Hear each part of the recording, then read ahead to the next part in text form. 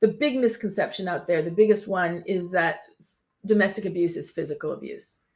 I think that one of the reasons I never considered myself a victim of domestic abuse is I associated domestic abuse with a woman with a black eye. And I had never had a black eye. I want to be someone who won't take no for an answer. I want to be someone who's brave and bold. I'm Liz Sumner, and this is I Always Wanted To, the podcast where I interview people who are doing things that others long to do. What have you always wanted to try? While you're ruined in a jungle somewhere, or maybe I should just go out and do good, helping people that need special care. Hi, everyone. I've heard from some of you that you listen to I Always Wanted To for the uplifting and positive stories that my guests often tell. Well, today's topic is a lot more serious than my usual subjects.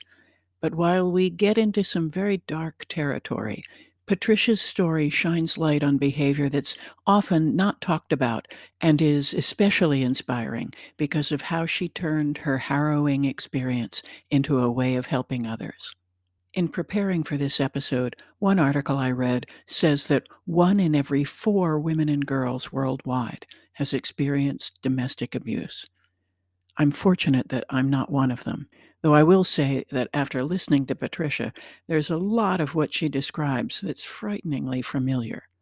I have certainly struggled with low self-esteem, and because of that, I've tolerated the intolerable. But not for 29 years. I wanted to understand what makes a person remain in a relationship when she's being mistreated. To make sense of the statement, "he wouldn't let me." Patricia's deeply vulnerable and open account helped me comprehend the mechanisms that led her to enter and stay in an abusive relationship for many years, and how she was finally able to free herself and turn her life around. I chose not to include all of the examples she shared. There were a lot, and it was pretty awful. I left in enough so that people can recognize a variety of behaviors that are not acceptable, and also resources that will help you take next steps if you're a victim or a friend. I'm deeply grateful to Patricia McLean for talking with me, and for all of the people doing work to help victims of domestic violence. And in particular, to Susan Skrupski of Glorious Alone Productions, who made the introduction. Here's the interview. My guest today is Patricia McLean. She's a women's rights activist, a photographer, and founder of FindingOurVoices.net, a survivor-powered nonprofit organization breaking the silence of domestic abuse. Welcome, Patricia. Thank you. It's really nice to be here with you. Thank you so much for agreeing to do this conversation with me. I really think it's important, and I wanted to find the right person to have the conversation of, I've always wanted to leave an abusive relationship, and you were recommended, and tell me why you agreed to do this conversation with me.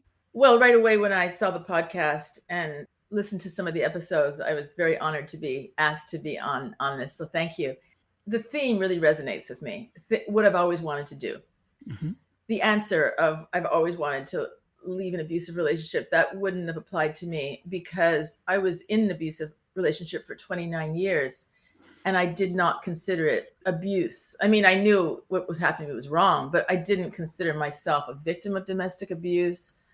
And I wouldn't say I always wanted to leave either. I was actually more afraid of him leaving me. That was my fear, because I was so dependent on him. And I've since starting Finding Our Voices and talking with women and understanding what I went through, I really understand that. They're all about getting and maintaining control. And one of the things they do is they tear you down. They put you down. They make you feel like you can't make it without them. And that's how I did feel. So that's why the topic, what have you always wanted to do? I had so many yearnings in those 29 years that were not fulfilled. I couldn't do them because I was being controlled. I am fortunate enough that I have not been in abusive relationships, and I don't understand what it feels like to be so controlled that you can't do what you want to do. So to be trapped, and that's probably might be hard for someone to understand. But what happens is it's sort of a gradual, in a way, a gradual process. Well, it starts off. This is what happened to me, but I've heard this echoed over and over again.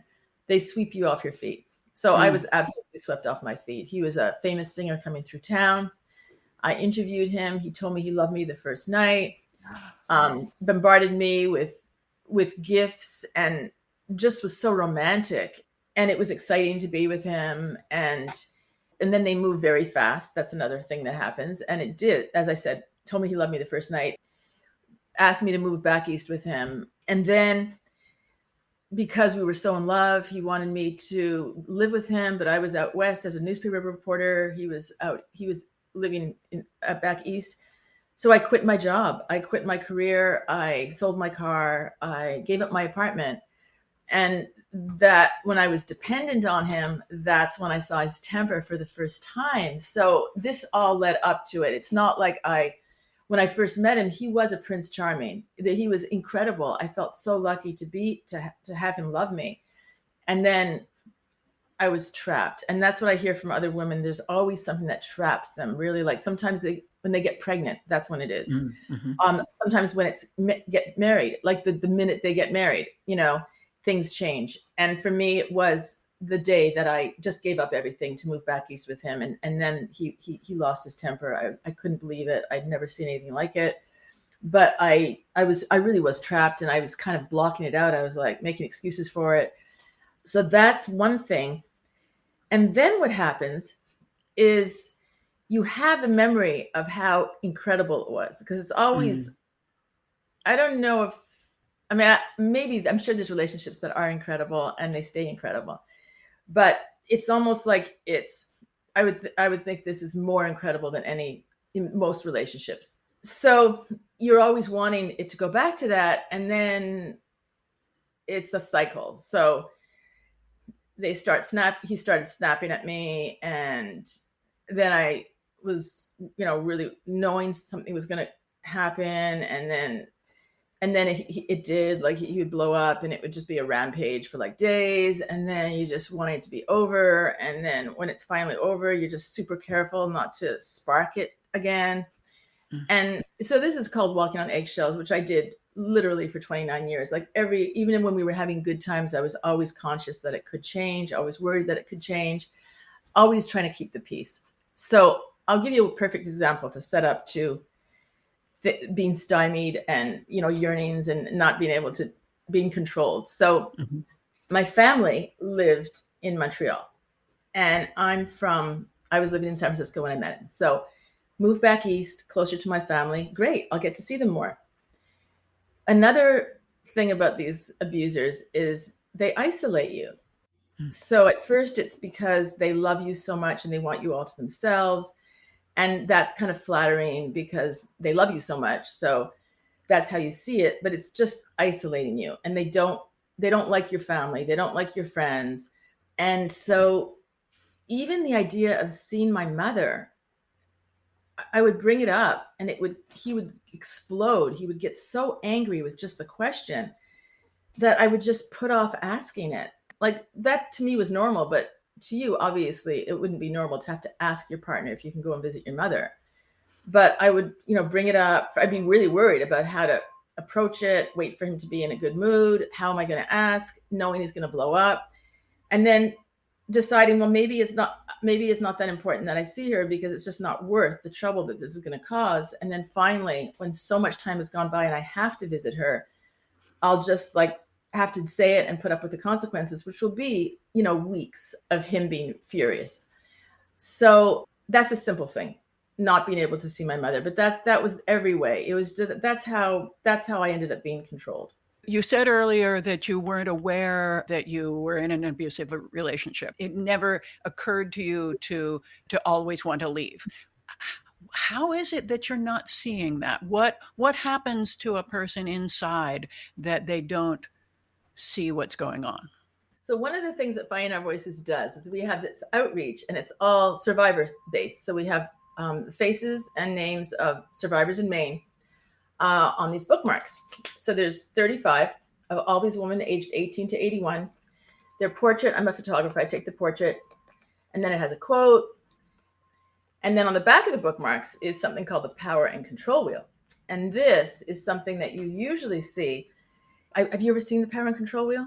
I have not. The Duluth in Minnesota, they created this in the 1980s.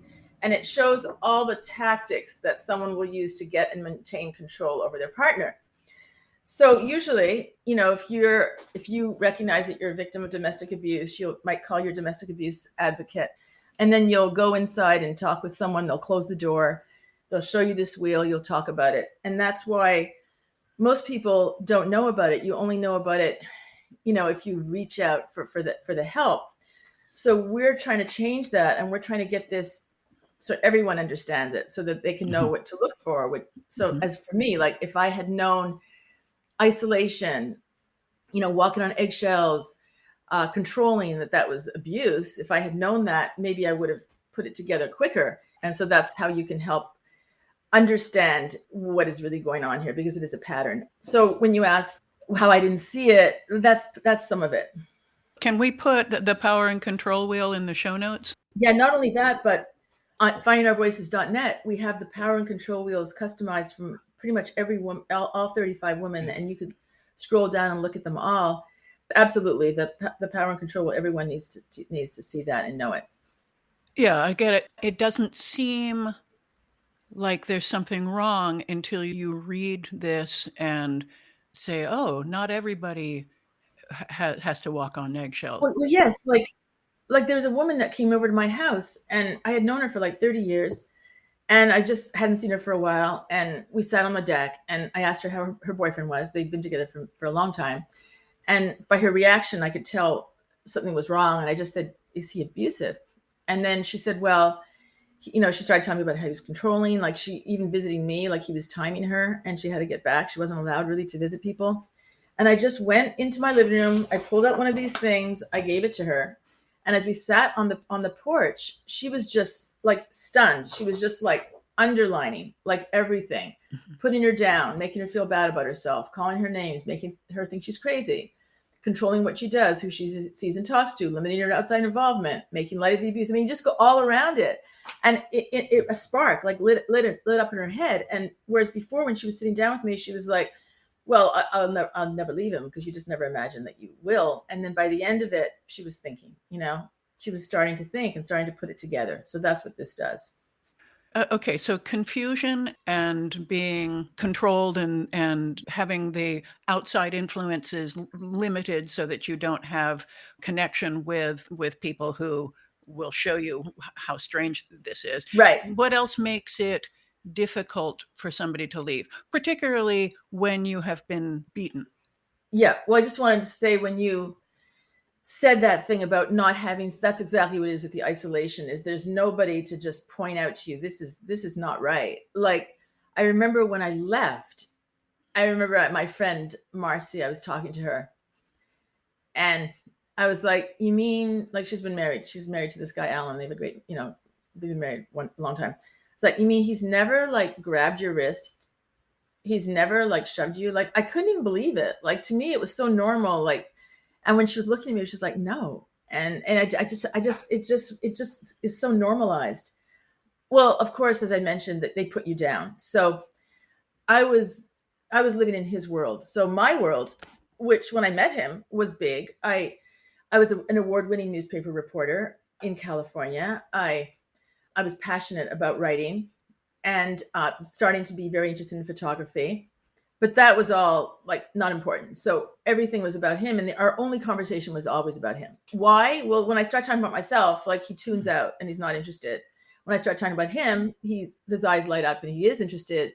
And so because I'm always trying to keep the peace and keep him happy, and that's my total focus, obviously that's what we're going to be talking about. And that's what's going to be our life. So part of that is that you're filled up with his life. And I felt like I was afraid. I was so afraid that he would leave me, because I was really a shell of myself. I didn't feel that I had anything going for myself. And I was so filled up with him. Like, what would I do if he wasn't there? like it would be amputating like a big part of me. And then they put you down, like right in the very beginning. He would be calling me stupid, dummy, idiot, like in the beginning. But that was, I was considered kind of like, I don't know, I didn't really take it seriously. I thought they didn't like it because he kept doing it, but it just seemed almost like an endearment after a while. But then it starts with that, and then it's like how stupid you are, and then then lack of self-confidence, thinking I can't be on my own. And then the interesting thing is he reframed everything. And even my daughter told me that when she found out, like when I talked to her later after I left and mentioned that I had been an award-winning reporter when I met him, she was like, oh my goodness, like he had said the narrative was that I was like a Cinderella, that, he had picked up and that he had elevated and had nothing going for me. Then bringing us to financial abuse, Tell me. which is huge. Virtually every case of domestic abuse has financial abuse. There's some women who make the money, and yet the man is the one who controls it. Like she doesn't have it because she makes it, but it's given all over to him. And again, all keeping the peace, And in my case, I had signed a prenuptial agreement.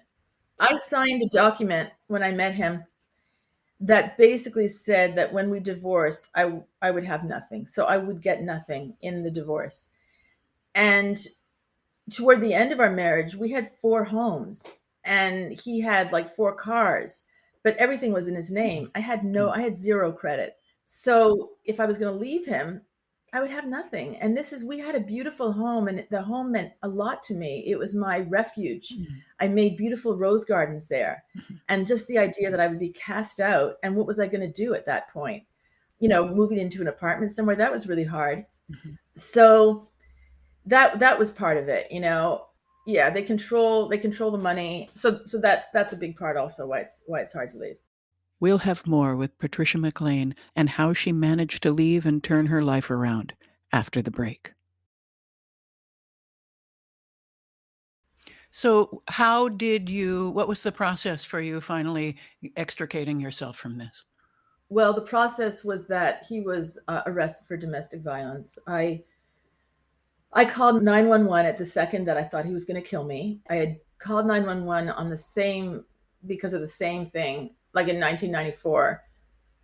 But back then I begged them not to arrest him, said that everything was okay, that, we'd both been drinking, and just the same way I look in court reports now and I sort of see what happens with domestic abuse. And this is standard. The woman often will cover up and try to protect him. So I was doing the same thing.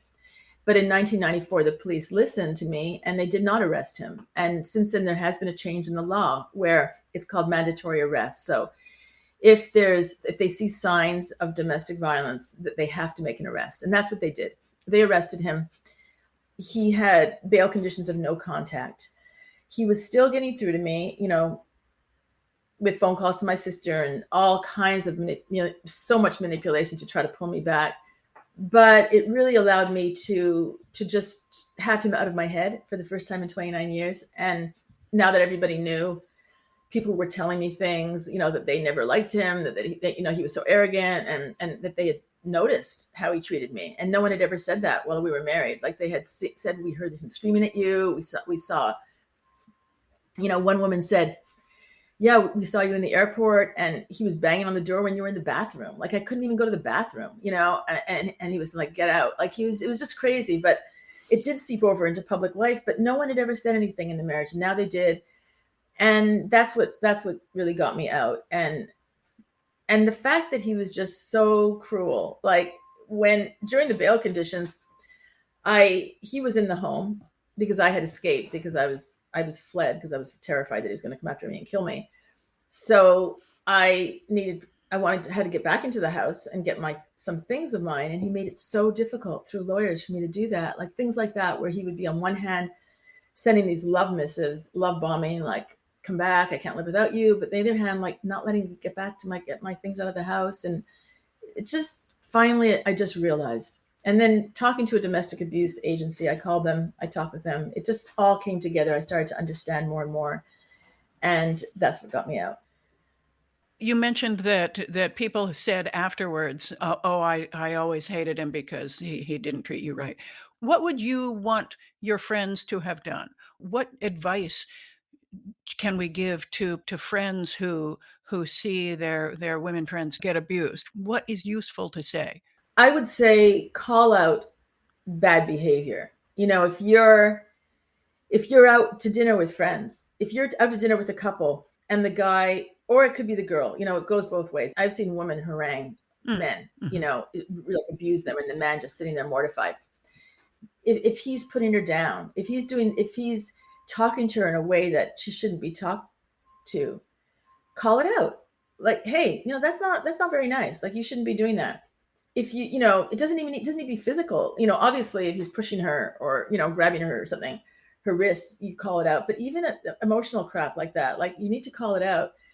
And also, the other thing you could do, if a friend is going through something and if they tell you something that's not right in the relationship, to just not judge. Because what happens sometimes is, the reason that I would never have told anybody what was going on is, I guess I was afraid that if I told them, and then obviously I'm still with this guy, they're going to be judging me or pressuring me, like, why are you still with him? And I wasn't ready to leave. And so it would have just been embarrassing. And so everyone has to realize that this is very difficult. Like, the woman knows sometimes that, it's not healthy for her to be there, but there's lots of reasons why she's trapped.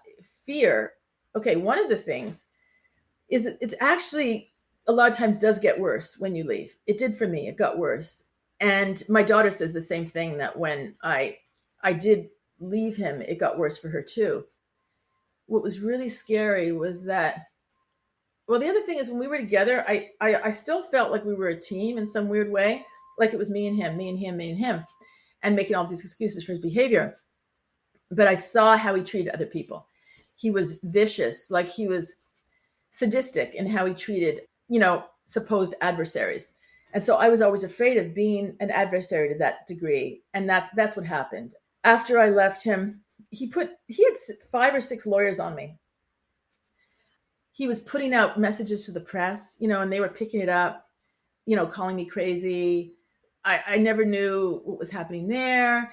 So it was emotional, then hammering me, like, financially, like, literally, I had this little bit of money that I had saved, and it was just all going for lawyers, just to answer all these ridiculous court motions. And I didn't know what I was going to do there. And it was just, I just remember that I was drowning, and he was trying. It didn't seem to be affecting him. Like, he was still getting bookings, even with the arrest, and guilty pleas, so public.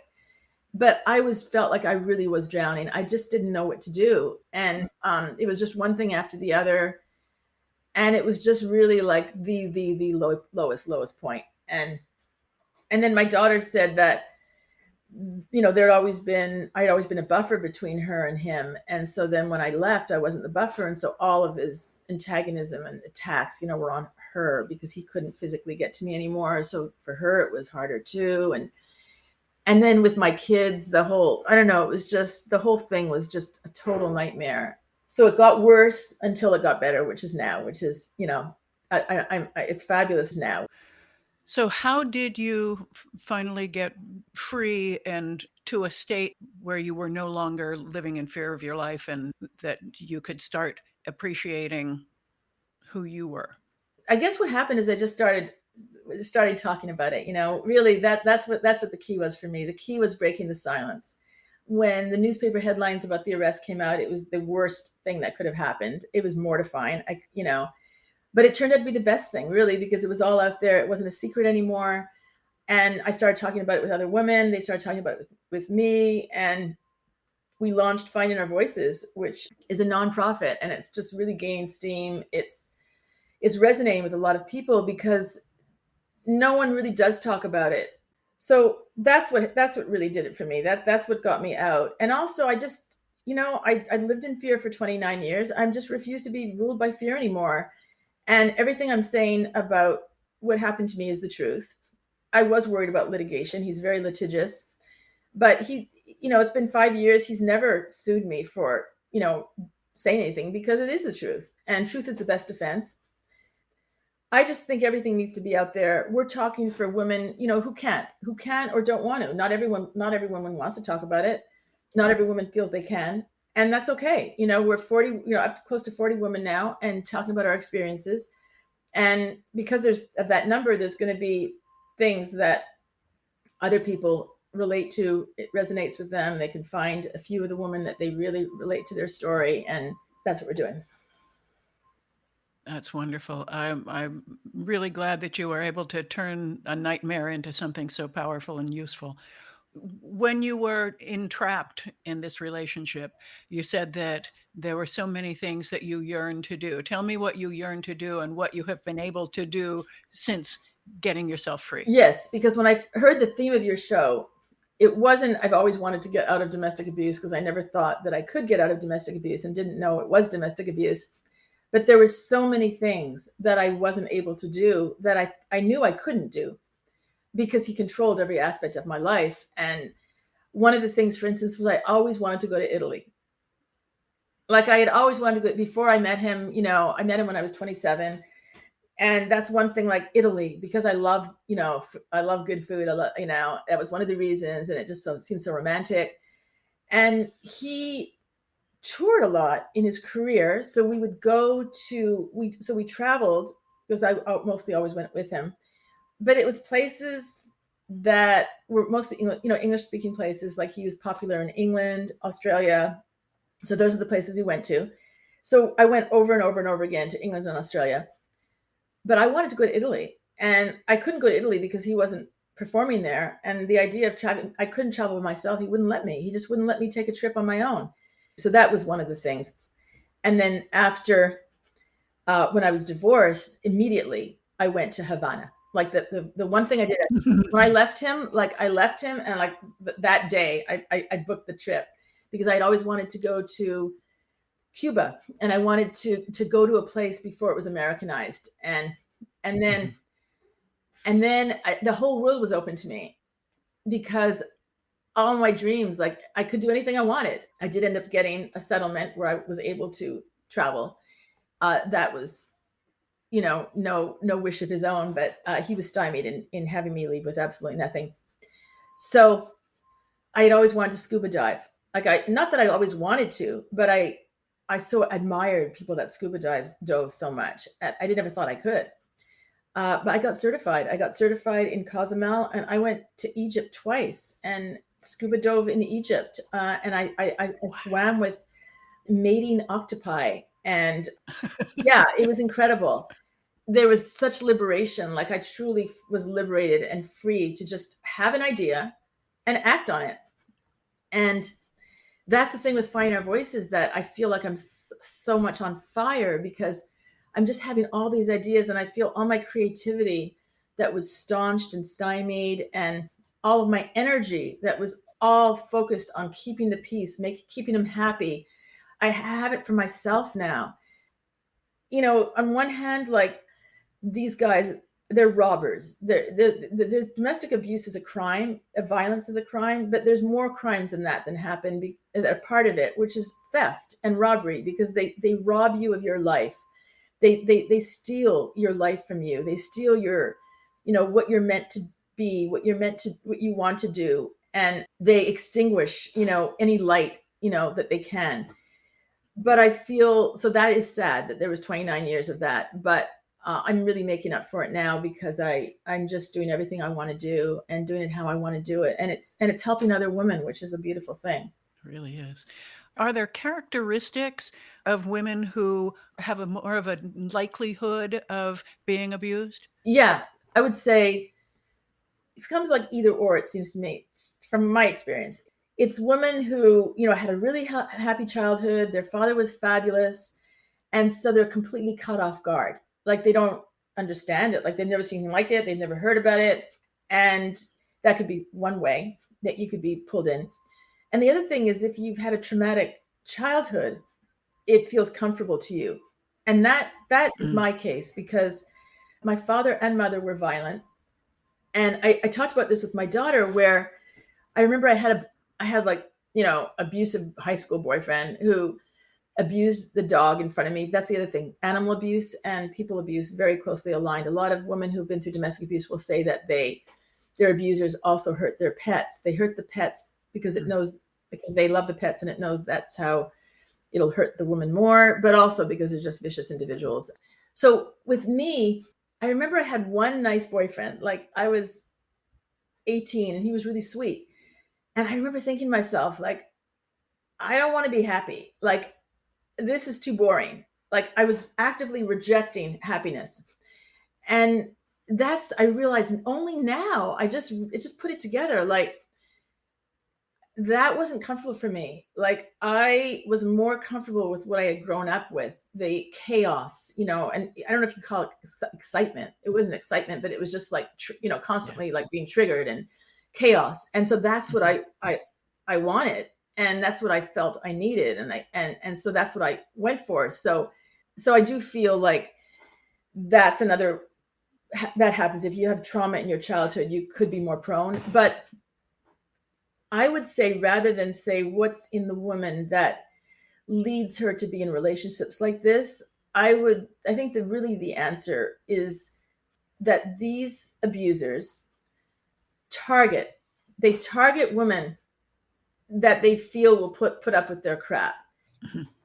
I've talked to maybe 75 women, between the women who are our banners and bookmarks. And these banners, by the way, are 2 foot by 4 foot posters with a woman's face, name, quote, and these are on downtown business windows all over the state.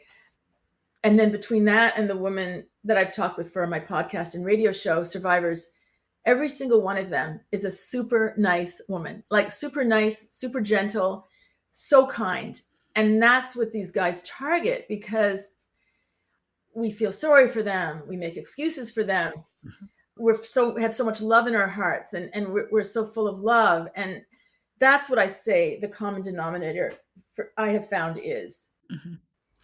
You mentioned being swept off your feet. Are there any like warning signs or advice that you could be able to see what this person's tendencies might be like early on before you got involved? I would say, like, some things to look out for: sweeping you off your feet. Yeah. Pay close attention to that.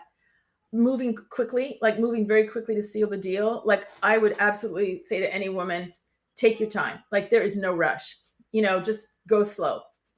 The other thing, if they lie, like if you catch them in a lie, I really think that you should really be on guard. Oh, vilifying the ex. And here's advice I would give to every woman: contact the exes. Like, that may seem disloyal when you're in the relationship, but I don't think you could better get an idea of who you're dealing with than doing that, because these guys will vilify the exes, and that's another way to make you feel sorry for them. Mine would always say that she like undermined his career and ruined his career, all this crap. So they'll vilify the exes. The other thing is, look at their relationships. Like, if they have no friends, like, that should be a red flag. Look at their relationships. Also, how they feel about their mother. Like, I think if a man, if they have a healthy relationship with their mother, respects their mother, loves the mother, I think that would be really good. So if they hate their mother, that would be your red flag. And then also, if they start to isolate you, like if they don't like your friends, if they don't like your family, that would be a red flag. They're kind of all over the place. So it's just, I think it's a matter of just keeping your eyes open. The problem is that love is blind. So that's why you want to have your eyes open and your ears open before, you fall in love, because then when you first meet the person, that's why take it slow, really like pay attention. And the other thing is that someone said something to me once, which really resonates, which is, when you're hungry for love, you'll eat lies. So don't be hungry for love. Like, build yourself up if you're not already confident, so that you're happy with your life. You don't need someone to fulfill you, and that you're happy with yourself. And so then if someone comes along and you're like, this doesn't feel good, you're ready to just say goodbye, because you don't need that person. The overriding thing is trust your gut, because if it doesn't feel right, it's not right. So listen to yourself. Very wise advice. For somebody who's saying, "Oh, my situation isn't that bad. It's not the way that I want it, but I mean, he doesn't hit me Yeah, all that often," or something. I mean, that's another, you're asking really, really good questions. If you'll notice on this power and control wheel, there's something that says mhm. that right there, minimizing. There's a word that says minimizing right Ah, there. So okay. the problem is that the abusers minimize it to you, right? So when it's happening, it's always, Mhm, oh, you're making, you're a drama queen, you're making it up, it's not that bad, you're lucky to have me, all this crap. mhm, So the woman will often minimize, and even if there's degrees of abuse, obviously, right? Like, there's degrees from someone who's like maybe just puts you down a little bit, says something, just actually like killing you. So, but mhm, mhm. in all of it, it's valid. Like if you're feeling a certain way, like those are valid feelings. And I would let women know it doesn't get better. It actually only gets worse. So minimizing happens. The guy does it to the woman, and you do it to your women. Do it to themselves. They're in denial a lot of times. But I would advise anyone thinking that to just get hold of this power and control wheel. Look on our website, findingourvoices.net. Look at all the wheels that the women have Okay. filled out. Just go around that circle and see how many things that you can identify to understand, what situation you're in. That's excellent, and I will put that in the show notes as well. So what resources would you direct people to? Well, the first thing I would suggest is visit our website, which is findingourvoices.net. And if you go on the homepage, it says Sister of Survivors, click here. You could see 36 women, their faces, and a quote. And if you click onto their face, you can, for most of them, you could hear their story. There's an audio of them telling you what happened to them, and plus documentation of what they went through. And I think that's a superb education about what happens, and just so that just to know that you're not alone. And then beyond that, most places should have domestic abuse agencies where you can call. With COVID now, sometimes you can't go in person, but you can call an advocate, domestic abuse victim advocate, and talk to them about what you're feeling, and if you're afraid or feeling controlled, and they understand, and believe you. And then also just say something. If you're in a relationship, it doesn't feel right, say something to someone. Someone, a friend, a family member. And if you're on the other end of it and someone says something to you about it, listen, don't judge, let the person know that you're there for them, that you're always there, and check in on them, and let them know that they're valuable and that you care. It's beautiful. So for domestic abuse, you would just Google something in your neighborhood. How are they listed? So violence against women, domestic abuse Okay. advocacy, help for domestic abuse victims. I guess that's where you would start. And Mhm, there's bound to be one, hopefully in your mhm, town, but not in your town, then in your region. mhm. And I did want to just say that the big misconception out there, the biggest one, is that domestic abuse is physical abuse. I think that one of the reasons I never considered myself a victim of domestic abuse is I Mhm. associated domestic abuse with a woman with a black eye. And I had never had a black eye. I mean, I had bruises and, but I'd never had a black eye. But emotional abuse, like one of the things that if we can accomplish this so that women in Maine do not say when the term domestic abuse comes up, well, he never hit me, but emotional abuse is devastating. Abuse is Mhm. abuse. It doesn't need to be physical. And actually, emotional abuse causes physical distress because your body, you can't withstand, person can't withstand trauma, the constant trauma of, being put down by someone who's saying they love them, and being controlled and walking on eggshells, and not have physical ramifications from that. Mm. So it is actually physical, even when it's emotional, because you're going to be, stressed, and it's going to come out in other ways, but impairing your physical health. Wow.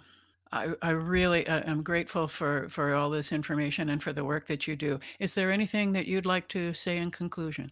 I would like to thank you very much for devoting this show to this issue. The key is talking about it and having conversations, and that's what we've done here. And I love the questions you asked and being so open. I'm really glad it never happened to you, and I'm glad that you're providing this platform so that other women can recognize, avoid, safely leave, and heal, just like we're doing in Finding Our Voices at findingourvoices.net. Thank you. My thanks to Patricia McLean. You can find out more about findingourvoices.net and other resources to break the silence of domestic abuse in the show notes. I invite everyone to write and tell me what you've always wanted to try. If you got value from this podcast, please tell your friends, share it on social media, or leave us a review on Apple Podcasts or Podchaser. I'm grateful to all of you who support the show at patreon.com/alwayswanted. I'm Liz Sumner, reminding you to be bold, and thanks for listening.